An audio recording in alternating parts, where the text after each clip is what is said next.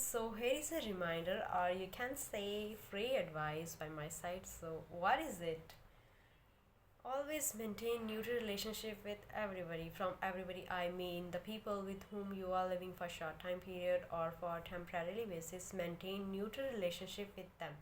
So what does it mean by neutral relationship? It's a kind of relationship in which you don't have any positive or negative expectation from the people or person who is living with you.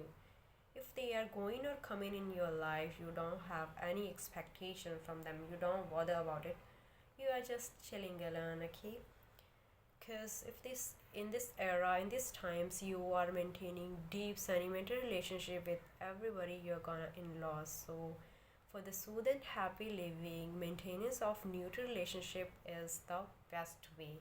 I'm not forcing or advising you to maintain this kind of relationship with your family members or your chuddy buddy friends. No, it's for the people or person who are at your workplace, or like if you are living in PGs or hostels, the people who are your neighbors there, for them, or your relatives from far distant, for them I'm advising you to maintain such relationship. I think you got my point.